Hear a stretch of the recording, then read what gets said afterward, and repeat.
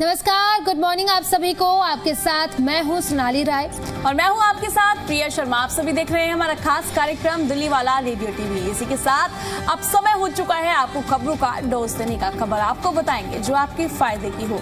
खबर को हम खबर की तरह नहीं बल्कि एक आम बोलचाल के तरीके से और रेडियो और टीवी के गजब कॉम्बिनेशन में, अनोखे लहजे और एक अलग अंदाज में, जहाँ आपको खबर सुनाएंगे भी और साथ ही दिखाएंगे भी।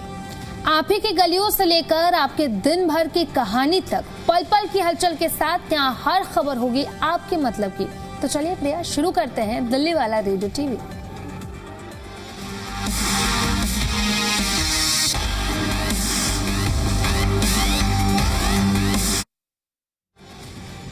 सोनाली, अब कार्यक्रम की शुरुआत करते हैं। दिल्ली में रहने वाले लाखों लोगों के लिए बड़ी खबर रहने वाली है। आखिर खबर क्या है, जान लीजिए। दिल्ली नगर निगम यानी कि एमसीडी ने 1511 अनधिकृत कॉलोनियों को नियमित करने की दिशा में बड़ा कदम उठाया है। इसके लिए आपको बता दें कि स्वगम नाम का एक खास पोर्टल तैयार किया जा रहा है, जिसे आम लोगों के लिए बेहद आसान बनाया जाएगा। खास बात यहाँ पर यह है कि ये 50% से ज्यादा कॉलोनियों को ड्रोन सर्वेक्षण पूरा करेगा और इसका डाटा इस पोर्टल पर अपलोड किया जाएगा। इसके जरिए निवासी अपने घरों के नियमितीकरण के लिए सीधे ऑनलाइन आवेदन कर सकेंगे। माना जा रहा है कि इस प्रक्रिया से लोगों को कागजी झंझट से सीधे तौर पर राहत मिल जाएगी। लंबे समय से ये लंबित कॉलोनियों के वैध होने का रास्ता अब साफ हो जाएगा। कि देखा जाए तो कहीं ना कहीं सोनाली एक अच्छा कदम उठाया गया है, क्योंकि अब जितना भी डाटा होगा ड्रोन सर्वे किया जाएगा, कहाँ पे क्या घर है, ये तमाम चीजें अब इस ऐप पर अपलोड कराई जाएंगी। क्योंकि बार बार कहा जाता है कि ये वैध नहीं है, फिर उस पर एक्शन भी देखने को मिलता है। अब सीधे तौर पर देखा जाए तो ये आम जनता के लिए बेहद राहत भरा होने वाला है। बिल्कुल, अब इसके लिए स्वगम नाम का एक खास पोर्टल भी तैयार किया गया है, अब जिसे आम लोगों के लिए बेहद आसान बनाया जाएगा। और उसमें खास बात यह है कि 50% से ज्यादा कॉलोनियों का ड्रोन सर्वेक्षण अब पूरा हो चुका है और इसका डेटा इस पोर्टल पर अब अपलोड कर दिया जाएगा। और इसके जरिए निवासी अपने घरों के नियमितीकरण के लिए सीधे ऑनलाइन आवेदन कर सकते हैं। और इसको लेकर के माना यह जा रहा है कि इस प्रक्रिया से लोगों को कागजी झंझट से राहत मिलेगी, क्योंकि पहले लंबा चौड़ा प्रोसेस होता था और कागजों में लोग उलझे रहते थे। लेकिन अब इसको लेकर के पोर्टल लॉन्च किया गया है और इससे अब लोगों को जो कागजी झंझट होता था उससे उन्हें छुटकारा मिलेगा। और साथ ही साथ लंबे समय से लंबित कॉलोनियों के वैध होने का अब रास्ता जो है सीधे तौर पर और साफ तौर पर आगे साफ होता हुआ दिखाई दे रहा है। बिल्कुल, अभी कार्य शुरू कर दिया गया है, एमसीडी की तरफ से कार्य किया जा रहा है। मुझे लगता है दिल्ली वासियों के लिए सबसे ये अहम खबर रहने वाली है। अब वो भी काफी खुश हो रहे होंगे कि हाँ भाई, जो कागजों का झंझट होता था, फंसे रहते थे उन कागजों में, अब कहीं ना कहीं उनको निजात मिलती हुई नजर आएगी। और कॉलोनियों की बात की जाए तो कॉलोनियां जो रहने वाली है वो 1000 से ऊपर रहने वाली है, जिनमें ये सर्वेक्षण किया जाना है। यानी कि अभी फिलहाल जो ड्रोन शूट्स होने थे वो हो चुके हैं, सिर्फ पोर्टल पर अपलोड करना बाकी रहता है। 50% से ज्यादा कॉलोनियों का ड्रोन सर्वे अभी फिलहाल पूरा हो चुका है, ये जानकारी मिल रही है। यानी कि 50% हो गया है, अभी और भी कार्य किया जाएगा। लगभग पूरा हो चुका है, अपलोडिंग का काम बाकी है। अब सीधे तौर पर सोनाली देखा जाए, यहाँ पर आम जनता को राहत मिलेगी, क्योंकि अब ऑनलाइन आवेदन कर सकते हैं। हजारों लोगों का जो भी डाटा होगा वो अब ऑनलाइन मिल जाएगा। ऐसा नहीं होगा कि हमें पूरी चेन निकालनी है कि पहले किसके नाम था फिर क्या था। अब वो जो पूरा डाटा होगा वो ऑनलाइन हमें मिल जाएगा, तो हमें इतने झंझट में नहीं पड़ना पड़ेगा। इसका बैकग्राउंड क्या है, किस तरीके से, तो जो तमाम जानकारी होगी वो अब हमें ऐप पर मिल जाएगी। अगर आपको कुछ भी चेक करना होगा तो आप स्वगम नाम का एक पोर्टल है, आप उसको लॉगिन करेंगे, उस पर आप जानकारी डालेंगे अपने घर को लेकर, तो पूरा डाटा सामने आ जाएगा। और कहीं ना कहीं ये सही भी है, क्योंकि पहले जो लोग रहते थे, लंबा चौड़ा प्रोसेस रहता था, पता लगाना बहुत मुश्किल होता था कि किसके नाम पे पहले था और इसके पहले किसके नाम पे था रजिस्ट्रेशन, फिर किसके नाम पे हुआ, अगर इधर उधर जमीन खरीदी गई या प्रॉपर्टी हुई, तो ऐसे में बहुत लंबा चौड़ा प्रोसेस होता था। और इसी को देखते हुए ड्रोन सर्वे कराया गया है। 50% काम जो है इसका पूरा कर लिया गया है और आगे जल्द से जल्द जो स्वगम पोर्टल है इस पर डेटा जो है वो अपलोड किया जाएगा और आप आसानी से, कोई भी आपको जानकारी चाहिए, आप स्वगम पोर्टल पर जा सकते हैं और आसानी से जो भी जानकारी आप लेना चाहते हैं आप ले सकते हैं। बिल्कुल, अब आवेदन करना भी जो है सोनाली देखा जाए खास तौर पर बिल्कुल आसान हो जाएगा, क्योंकि ये कोई जटिल प्रक्रिया नहीं होगी। ऐप होगा, ऐप पर आप अपनी लोकेशन डालेंगे, जानकारी डालेंगे, डाटा सामने आ जाएगा। फिलहाल अभी डाटा अपलोड नहीं हुआ है, ये भी आपको आपकी जानकारी के लिए बता देते हैं। अभी फिलहाल ड्रोन सर्वे कराया गया है, वो भी अभी 50% हुआ है, लगभग पूरा हो गया है, अभी 50% बाकी है और इसको अपलोड करना भी बाकी है। जब अपलोड हो जाएगा तब भी हम जानकारी आप तक पहुंचाएंगे। अब मुझे लगता है जो कॉलोनियों में लोग रहते हैं उनको सबसे ज्यादा परेशानियों का सामना करना पड़ता है। तो कई बार देखा जाता है कि वैध नहीं है, अवैध है, ये तमाम चीजें कॉलोनी वासियों को झेलनी पड़ती है। अब सीधे तौर पर उनको राहत मिलती हुई नजर आएगी, लाखों लोगों को यहाँ पर राहत मिलेगी। जो दिल्ली वासी हैं, कॉलोनियों में रहते हैं, 1511 कॉलोनियों को वैध करने का कार्य शुरू हो गया है, यानी कि 1000 से ऊपर कॉलोनियां जितनी भी शुरू होती है, अब वो सभी चीजें हमारे मोबाइल फोन में आ जाएगी। बिल्कुल, अब 50% जो है वो सर्वे पूरा हो चुका है। आने वाले दिनों में जल्द से जल्द इस सर्वे को पूरा किया जाएगा और जल्द से जल्द इस पोर्टल पर जो भी डेटा है वो अपलोड किया जाएगा। अब इसके साथ हम खबरों में आगे बढ़ते हैं। दिल्ली एनसीआर इस समय अजीब मौसम का सामना कर रहा है। एक तरफ तेज गर्मी है, उमस और बढ़ता हुआ प्रदूषण है, तो वहीं दूसरी तरफ अचानक से बारिश की बौछार राहत दे रही है। अब इसी मौसम को लेकर के एक बड़ी जानकारी भी सामने आई है प्रिया, जिसे समझना आपके लिए बेहद जरूरी है। दरअसल इंडिया मेट्रोलॉजिकल डिपार्टमेंट यानी कि IMD के आंकड़ों के मुताबिक अगर हम बात करें तो साल 2008 के बाद पहली बार अप्रैल के महीने में इतनी ज्यादा बारिश दर्ज की गई है। आमतौर पर गर्मियों में देखने को मिलता है प्रिया कि बहुत ज्यादा गर्म रहता है मौसम और सूखे का महीना होता है, लेकिन इस बार अप्रैल में लगातार बारिश देखने को मिल रही है। अप्रैल में 2008 में देखने को मिली थी और 2008 के बाद अब 2026 में अप्रैल के महीने में लगातार बारिश देखने को मिल रही है। बिल्कुल सोनाली, देखा जाए हम जैसे छोटे से बचपन से एक बात कहावत सुनते हुए नजर आ रहे हैं, मुझे लगा सबने सुनी होगी कि जितनी कम ठंड पड़ेगी उतनी ज्यादा गर्मी पड़ेगी और जितनी ज्यादा ठंड पड़ेगी उतनी कम गर्मी पड़ेगी। इस बार मुझे लगता है ये चीज मैंने अनुभव की है, जिसकी अप्रैल का महीना शुरू हो गया है। मुझे लगता था मार्च में होली के बाद गर्मियां शुरू हो जाती थी, पर इस बार हमने देखा है कि मौसम बार बार डाइवर्ट हुआ है और जो गर्मियां चिलमिलाती गर्मी अप्रैल में देखने को मिलती थी, अभी वो वाला अनुभव नहीं हुआ है। 1 से 2 दिन हम महसूस करते हैं कि गर्मी है, तेज धूप है, तुरंत बारिश देखने को मिल जाती है, तो वो जो दौर होता है वो मुझे लगता है थोड़ा कम हो गया है इस ईयर में। अब अगर हम आंकड़ों की बात करें तो दिल्ली में इस साल अप्रैल में अब तक करीब 27.9 मिलीमीटर बारिश दर्ज की गई है। वहीं अगर हम 2008 की बात करें तो उस साल पूरे अप्रैल में पहुंच चुका है और महीने के खत्म होने से पहले ये रिकॉर्ड टूट भी सकता है। अब यहाँ पर एक और चीज समझनी बेहद जरूरी है, जिसे कहा जाता है LPA यानी कि लॉन्ग पीरियड एवरेज। ये एक तरह का औसत होता है जो बताता है कि किसी महीने में आमतौर पर कितनी बारिश होती है। दिल्ली में अप्रैल का LPA जो है वो करीब 16.3 मिलीमीटर है, लेकिन इस साल जो बारिश हुई है उसने इस औसत को लगभग दोगुना पार कर दिया है। यानी कि जो सामान्य से ज्यादा बारिश हो रही है वो साफ संकेत है कि मौसम का पैटर्न अब बदलता हुआ नजर आ रहा है।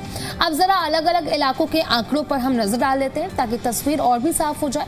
दिल्ली के मुख्य मौसम केंद्र सफदरगंज में शनिवार तक करीब 28.2 मिलीमीटर बारिश रिकॉर्ड की गई है। वहीं अगर पालम इलाके की बात करें तो यहाँ पर यह आंकड़ा और भी ज्यादा हो जाता है, करीब 35.8 मिलीमीटर। आया नगर की बात करें तो 36.5 मिलीमीटर और लोधी रोड की अगर हम बात करें तो लगभग 28.1 मिलीमीटर बारिश यहाँ पर दर्ज की गई है। और अगर हम बात करें पिछले 24 घंटों की तो शुक्रवार सुबह 8:30 बजे से शनिवार सुबह 8:30 बजे तक सफदरगंज में 12.4 डिग्री जो बारिश जो है वो यहाँ पर दर्ज किया गया। अब सवाल ये है कि आखिर ऐसा हो क्यों रहा है। बिल्कुल, अब बात कर लेते हैं आखिर ये बारिश बार बार क्यों हो रही है। सीधी भाषा में समझे तो पश्चिमी विक्षोभ, जब वेस्टर्न डिस्टर्बेंस और स्थानीय मौसम सिस्टम इस बार जो है वे ज्यादा एक्टिव है और ये सिस्टम नमी लेकर आते हैं जिससे बादल बनते हैं और बारिश होती है। इसी वजह से अप्रैल जैसे गर्म महीने में भी बार बार बारिश हमें देखने को मिल रही है। लेकिन इसका एक दूसरा पहलू भी है। क्या पहलू है जान लीजिए। ये बारिश जहां गर्मी से राहत देती है वहीं उमस बढ़ा देती है। यानी तापमान थोड़ा कम हो जाता है लेकिन चिपचिपी गर्मी बढ़ जाती है, जिससे लोगों को ज्यादा परेशानी महसूस होती है। साथ ही ये भी संकेत है कि जलवायु में बदलाव यानी कि क्लाइमेट चेंज का असर अब साफ दिखाई देने लगा है। मौसम अब पहले जैसा अनुमानित नहीं रहा, कभी तेज गर्मी कभी अचानक बारिश। ये पैटर्न आने वाले समय में और भी ज्यादा परेशान कर सकता है। तो कुल मिलाकर देखें तो दिल्ली एनसीआर इस वक्त मिक्स वेदर का सामना कर रहा है, जहां पर गर्मी है, उमस है, बारिश है, तीनों एक साथ मौजूद है। और आने वाले दिनों में अगर इस तरह सिस्टम एक्टिव रहे तो अप्रैल का 2008 का जो रिकॉर्ड है वो आने वाले दिनों में टूट सकता है। अब आपको क्या कुछ करना चाहिए वो भी जरा हम आपको बता देते हैं। मौसम को हल्के में मत लीजिए, बाहर निकलते वक्त पानी आप साथ में रखें, क्योंकि डिहाइड्रेशन होती है, तो पानी आप रखें साथ में, ज़्यादा से ज़्यादा पानी पीने की कोशिश करें। हल्के कपड़े पहन सकते हैं। अगर बारिश का अनुमान है तो छाता आप अपने पास ज़रूर रख लें, क्योंकि इस बार अप्रैल का मौसम जो है बिल्कुल सरप्राइज मोड में है। कभी धूप, कभी बारिश और कभी इतनी गर्मी होती है कि आप सोचते हैं कि धूप में बाहर ना निकले दोपहर के वक्त। बिल्कुल सोनाली, क्योंकि मौसम इतना चेंज हो रहा है, मुझे लगता है कि मैंने तो इससे पहले कभी नहीं देखा है। फिलहाल हम जिक्र करें 2008 में ऐसा हुआ है, पर जिस तरीके से बार बार मौसम डाइवर्ट हो रहा है तो इसका इम्पैक्ट लोगों की सेहत पर भी पड़ रहा है। तो यहाँ पर सावधानी बरतना बेहद जरूरी हो जाता है, क्योंकि जब हमारी बॉडी क्लाइमेट के साथ चेंज होती है तो कहीं ना कहीं प्रभाव बॉडी पर पड़ते हैं, तो ध्यान रखिए। फिलहाल ये बात तो हम मौसम को लेकर कर रहे हैं, इसी के साथ हम आगे बढ़ेंगे और आगे की भी अपडेट्स आपको देंगे। फिलहाल हमने बताया किस तरीके से मौसम बार बार चेंज हो रहा है। अब चलिए आगे बढ़ते हैं और देखिए दिल्ली एनसीआर की हवा खराब क्यों हो रही है। ये सवाल हम सबके मन में आता है, लेकिन असली जवाब तब मिलता है जब जमीन पर हो रही कार्रवाई और उसकी रिपोर्ट को ध्यान में देखा जाए। हाल ही में वायु गुणवत्ता प्रबंधन आयोग यानी कि CAQM की एक अहम बैठक हुई। इस बैठक में 27 मार्च से 10 अप्रैल के बीच की गई जांच और कार्रवाई की पूरी रिपोर्ट पेश की गई और इस रिपोर्ट ने जो तस्वीरें दिखाई वो साफ संकेत देती है समस्या अभी भी गंभीर है। सबसे पहले हम आपको आंकड़े समझाते हैं, ये आंकड़े समझिए जी सोनाली। इस दौरान कुल 162 जगहों पर निरीक्षण किया गया और इनमें शामिल थे 25 निर्माण और ध्वस्तीकरण यानी कि कंस्ट्रक्शन और डिमोलिशन साइट्स, इसी के साथ साथ 28 औद्योगिक क्षेत्र और 109 जगहें जहां पर डीजल जनरेटर यानी कि डीजे सेट इस्तेमाल हो रहे थे। आप ध्यान देने वाली बात यहाँ पर यह है कि निरीक्षणों में 64 जगह नियमों का उल्लंघन पाया गया है और इनमें से 42 मामले सिर्फ डीजी सेट से जुड़े हुए हैं। यानी साफ है कि डीजल जनरेटर अभी भी प्रदूषण की बड़ी वजह बने हुए हैं। अब बात कर लेते हैं गुरुग्राम की। तो 7 अप्रैल को यहाँ एक स्पेशल ड्राइव चलाई गई और इसका मकसद था सड़क की धूल को नियंत्रित करना, जो प्रदूषण का एक बहुत ही बड़ा कारण बनते हैं। लेकिन जो नतीजे सामने आए हैं वो और भी चिंताजनक थे। सिर्फ एक दिन में 126 जगहों पर नियमों का उल्लंघन पाया गया और इसका मतलब ये है कि ग्राउंड लेवल पर नियमों का पालन अभी भी गंभीरता से नहीं हो रहा है। अब सवाल ये है कि कार्रवाई क्या हुई है वो जरा बता दीजिए। बिल्कुल, ये तमाम सवाल लोगों के जहन में आते भी हैं, आखिर क्यों पॉल्यूशन बढ़ रहा है, क्या कार्रवाई की जा रही है। अब CAQM की रिपोर्ट के मुताबिक बात की जाए तो 9 इकाइयों को बंद करने के आदेश दे दिए गए हैं, 18 जगहों पर डीजी सेट सील किए गए हैं और 11 इकाइयों को कारण बताओ नोटिस जारी किया गया है और 6 मामलों में बात की जाए तो इन्वायरमेंटल कंपेंसेशन लगाने यानी कि जुर्माना लगाया जाएगा, इसका प्रस्ताव भी जारी कर दिया गया। सिर्फ यही नहीं, इस दौरान कुल 46 मामलों में बंद करने और नोटिस जारी करने की भी कार्रवाई की गई है। अब जरा बड़ा परिप्रेक्ष्य देखिए। 17 अप्रैल तक के आंकड़े बताते हैं कि कुल 26,834 इकाइयों, परियोजनाओं और संस्थानों का निरीक्षण किया जा चुका है। इसमें से 1,775 इकाइयों को बंद करने के निर्देश भी दिए गए हैं, यानी कि 1,765 से 75 तक के, और जांच के बाद 1,349 को दोबारा शुरू करने की अनुमति भी दे दी गई है। यानी सिस्टम लगातार निगरानी कर रहा है, लेकिन समस्या की जड़ अभी भी बनी हुई है। अब असली समस्या कहाँ है वो जरा हम आपको बताते हैं। निर्माण स्थलों पर धूल नियंत्रण के लिए नियमों की अनदेखी होती है, औद्योगिक क्षेत्रों में नीलापन देखने को मिलता है और डीजी सेट यानी कि डीजल जनरेटर का बिना मानकों का इस्तेमाल किया जाता है और ये तीनों मिलकर दिल्ली एनसीआर की हवा को लगातार खराब कर रहे हैं। अब CAQM ने क्या कहा इसको लेकर वो भी जरा आपको बताते हैं। आयोग ने साफ तौर पर कहा है कि सभी एजेंसियों के बीच बेहतर तालमेल जरूरी है और पर्यावरण से जुड़े हुए नियमों का सख्ती से पालन होना चाहिए, क्योंकि जब तक नियम सिर्फ कागज पर रहेंगे तब तक हवा साफ नहीं होने वाली है। ऐसे में CAQM की तरफ से बड़ी कार्रवाई की गई है और 1700 के करीब जो इकाइयां हैं उन्हें बंद करने के भी आदेश CAQM की तरफ से साफ तौर पर दिया गया है। बिल्कुल, मौसम जिस तरीके से देखने को मिल रहा है तो कहीं ना कहीं पॉल्यूशन भी बढ़ रहा है, पर देखा जाता है कि इस समय पर जो है पॉल्यूशन बिल्कुल खत्म हो जाता है, पर एक बार फिर से पॉल्यूशन उठता हुआ नजर आया। तमाम सवाल भी यहाँ पर खड़े हो जाते हैं, आखिर ऐसा क्यों हो रहा है और किस तरीके से कार्रवाई की जा रही है। हम दिल्ली सरकार की बात करें, दिल्ली सरकार अभी फिलहाल इस पर सख्त भी नजर आ रही है। अब सोनाली, दिल्ली सरकार की तरफ से लगातार कहा जा रहा है, हालांकि जनता की तरफ से ये बात उठाई गई थी, अब सरकार भी कह रही है कि इस पर काम करेंगे। कि बार बार जनता की तरफ से कहा जाता है कि हम हर साल यही फेस देखते हैं, बार बार कहा जाता है काम हो रहा है, काम हो रहा है, पर जब ठंड दस्तक देती है तब यही मौसम देखने को मिलता है। बार बार पॉल्यूशन आता है, तो ये टेम्परेरी जो है क्यों सॉल्यूशन किया जाता है, परमानेंट सॉल्यूशन क्यों नहीं करा जा रहा है। फिलहाल अब दिल्ली सरकार की तरफ से भी कहा जा रहा है कि काम थोड़ा धीरे होगा, हम जो है इतने सालों की जो है ये चीजें हम एकदम से खत्म नहीं कर सकते हैं, धीरे धीरे खत्म करेंगे और हम परमानेंट सॉल्यूशन करेंगे। अब सवाल यही है कि परमानेंट सॉल्यूशन कितने सालों में होगा, कब तक जनता को पॉल्यूशन से निजात मिलेगी। तो कहीं ना कहीं लोगों को परेशानी का सामना तो करना ही पड़ रहा है। अभी फिलहाल बैठक भी देखने को मिली थी, उसमें रिपोर्ट भी बनाई गई, अभी तैयारियां जोरों शोरों से देखने को मिल रही है। सवाल यही है कब निजात मिलेगी। अभी फिलहाल हमने बात की पॉल्यूशन को लेकर, क्योंकि एक बार फिर से पॉल्यूशन ने दस्तक दे दी है। इसी के साथ हम खबरों में आगे बढ़ते हैं और आगे की भी अपडेट्स आपको दे देते हैं। आज से शुरू हो गई है वो पवित्र यात्रा जिसका इंतजार मुझे लगता है सोनाली हर एक श्रद्धालु को होता है, चार धाम यात्रा। जी हाँ, आपको बता दें कि अक्षय तृतीया के शुभ अवसर पर आज गंगोत्री और यमुनोत्री धाम के कपाट श्रद्धालुओं के लिए खोल दिए गए हैं और उसके साथ ही उत्तराखंड की वादियों में गूंजने वाली अब चारों तरफ भक्ति की जो है मिसाल गूंजेगी, आवाज गूंजेंगी, जयकारे गूंजेंगे, धुन गूंजेंगी, चारों तरफ गुंजमान होगी। हर तरफ जय गंगा मैया और जय मां यमुना के जयकारे और हजारों श्रद्धालु दर्शन के लिए निकल पड़े हैं। अब लेकिन सवाल ये है कि आखिर चारधाम यात्रा इतनी खास क्यों है। अब चलिए इसे हम समझते हैं। हिंदू धर्म में चार धाम यात्रा को मोक्षदायिनी यात्रा कहा जाता है, यानी ऐसी यात्रा जो इंसान को जन्म और मरण के चक्र से मुक्ति दिलाने का रास्ता दिखाती है। अब मान्यता यह है कि जो व्यक्ति इन चारों धामों के दर्शन कर लेता है उसके जीवन के पाप नष्ट हो जाते हैं,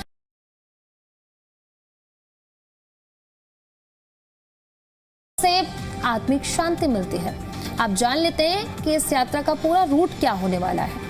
शुरुआत तो होती है यमुनोत्री धाम से, फिर आते हैं गंगोत्री धाम और उसके बाद केदारनाथ धाम और अंत में बद्रीनाथ धाम।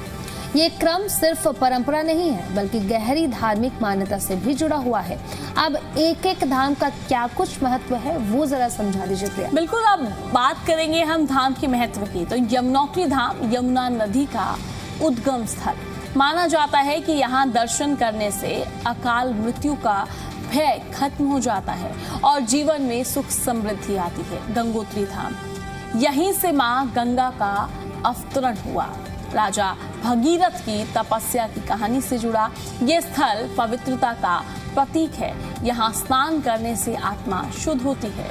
वहीं अब अगली धाम की ओर केदारनाथ की ओर बढ़ते हैं। तो केदारनाथ धाम भगवान शिव का ये धाम हिमालय की ऊंचाइयों में स्थित है।